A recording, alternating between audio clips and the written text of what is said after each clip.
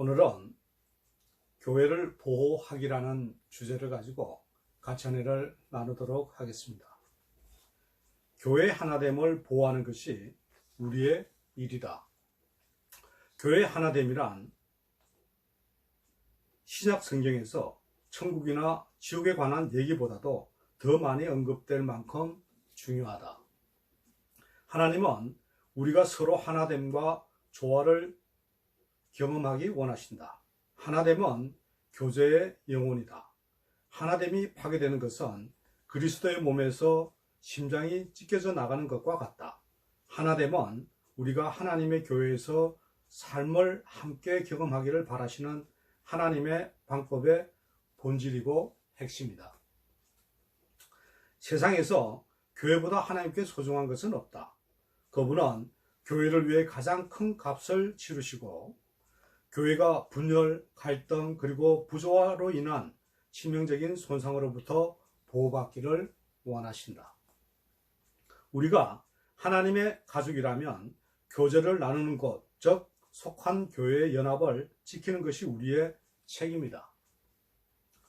우리는 하나됨을 지키고 교제를 보호하며 교회 가족과 모든 믿는 사람들 간의 조화를 이루기 위해 할 수 있는 것을 모두 하라고 예수 그리스도께서부터 위임받았다. 성경은 이렇게 말한다. 평안의 매는 줄로 성령의 하나 되게 하신 것을 힘써 지키라 라고 에베소서 4장 3절에 나와 있습니다. 어떻게 그렇게 할 수 있을까? 우리는 오늘 교회를 보호한다는 그런 차원에서 과연 우리가 어떻게 하면 좋은가? 각 주제들을 한 6개를 가지고 여러분들 같이 서로 얘기를 나누면서 은혜를 받는 그런 시간이 되면 좋겠습니다. 1번, 서로의 차이점보다는 공통점에 초점을 둬라. 이러한 주제를 가지고 여러분들이 한번 성경 구절도 한번 찾아보시고 또 얘기를 한번 나누면서 자기의 경험이나 이런 걸 가지고 서로 얘기를 나누면 되겠습니다.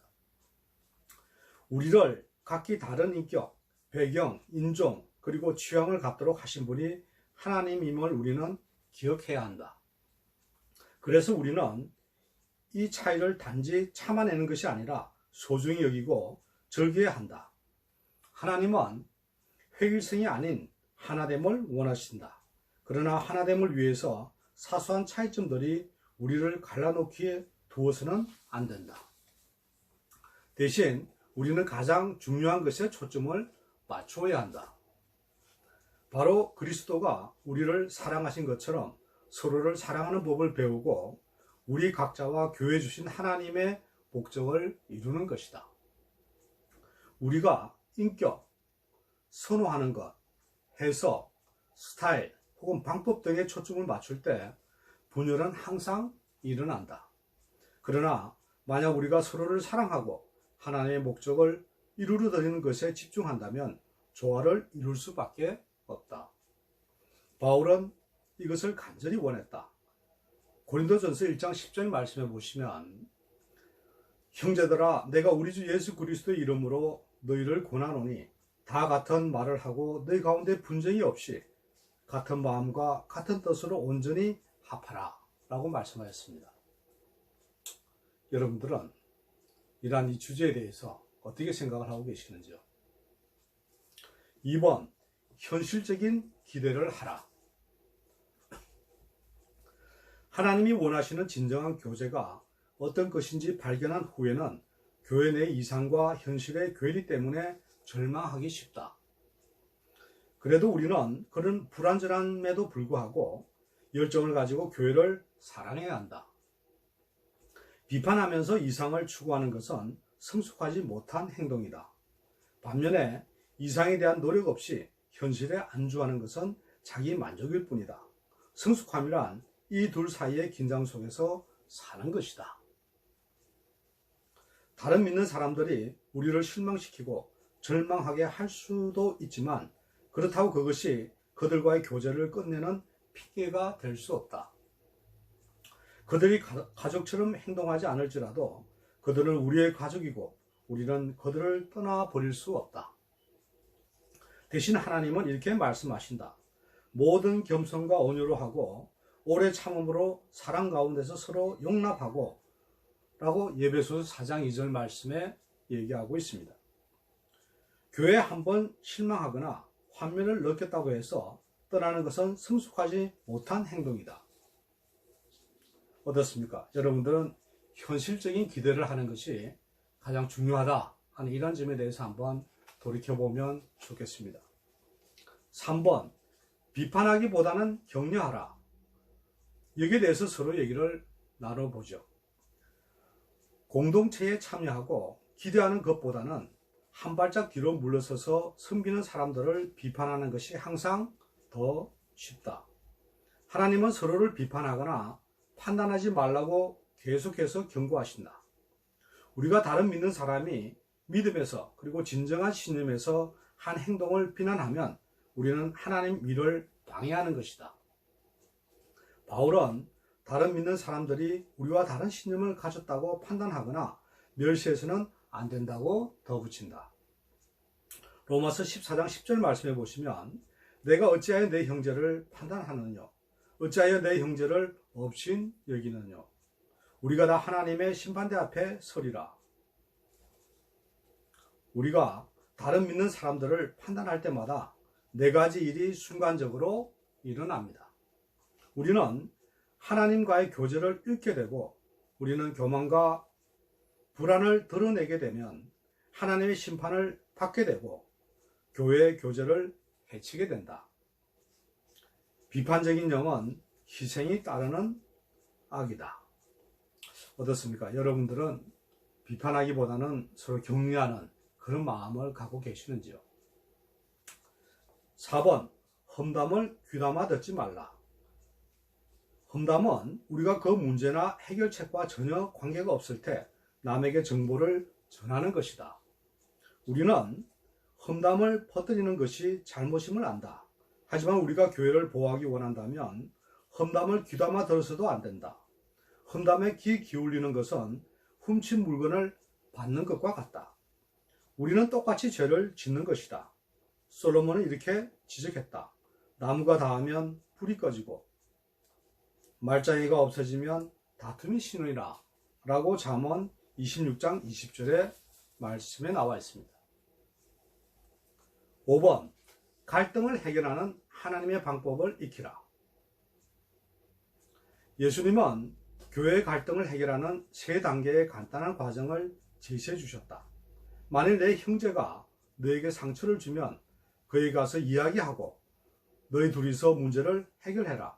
만일 그가 너의 말을 듣는다면 너는 친구를 얻은 것이다. 만일 그가 듣지 아니하면 두세 사람을 데리고 와서 그 자리에서 다시 한번 이야기를 하라. 그래도 듣지 않는다면 이를 교회에 알리라. 라고 마태복음 18장 15절에서 17절 말씀입니다. 개인적으로 대면하는 것이 항상 첫 번째 단계이고 이는 빠를수록 좋다. 만일 단둘이서 문제를 해결할 수 없다면 그 다음 단계는 그 문제를 확인하고 관계를 회복하기 위해 몇 사람의 도움을 받는 것이다. 만일 상대방이 계속 고집을 부린다면 어떻게 할 것인가? 예수님은 교회에 알리라고 말씀하신다. 그래도 그 사람이 계속 거부하면 그 사람을 믿지 않는 사람처럼 대해야 한다라고 마태복음 18장 17절 말씀에 나와 있습니다. 마지막으로 목사와 지도자들을 지지해 주라. 여기에 대해서 서로 얘기 한번 나눠보면 좋겠습니다. 완벽한 지도자는 없다. 하지만 하나님은 그들에게 교회의 하나됨을 지킬 책임과 권위를 주셨다. 사람들 사이의 갈등 속에서 이것은 고맙지 않는 일이다. 목사들은 상처를 받았거나 갈등하고 있거나 성숙하지 못한 교인들 사이에서 중재하는 유쾌하지 않은 역할을 해야 한다. 이것은 예수님도 하시지 못한 일이다.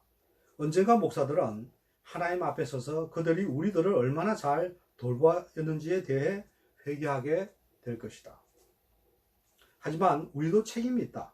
우리도 하나님 앞에서 얼마나 지도자들에게 순종했는지 회개할 것이다. 성경은 목사님들에게 불화를 일으키는 사람들을 어떻게 다뤄야 하는지 구체적으로 이야기해 준다. 그들과의 논쟁을 피하고 그들의 변화를 위해 기도하면서 조용히 타이르고 논쟁하기 좋아하는 사람들에게 경고하며 조화와 연합을 구하고 지도자들을 존경하지 않는 사람들을 훈계하며 두 번의 경고를 무시할 때는 그들과의 관계를 끊어야 한다라고 디모데후서 2장 4절 말씀에 14절 말씀에 나와 있습니다. 우리를 영적으로 인도하고 섬기는 사람들을 존경하면서 우리는 교회를 보호해야 할 것 같습니다. 사랑하는 성도 여러분, 여러분들 오늘 교회를 보호하기라는 그런 차원에서 첫 번째, 서로의 차이점보다는 공통점에 초점을 맞추라. 두 번째, 현실적인 기대를 해라. 세 번째, 비판하기보다 격려하라. 네 번째, 험담을 귀담아 듣지 말라. 다섯 번째, 갈등을 해결하는 하나님의 방법을 익히라. 여섯 번째, 목사와 지도자들을 지지해주라. 이런 항목들을 가지고 우리가 다시 한번 새기면서 여러분들의 교회 속에서 활기찬 그런 하나님의 영광을 나타내는 그런 일을 함으로써 여러분들 인생 속에서 항상 축복받는 그런 여러분들 되시기를 주님의 이름으로 축원합니다. 오늘 교회에 대해서 저희들이 어떻게 보호해야 되는가 하는 것을 각자 서로 한번 다시 한번 얘기해 보시고 다시 한번 가다듬으면서 나아가는 그런 여러분들 되시기를 바랍니다.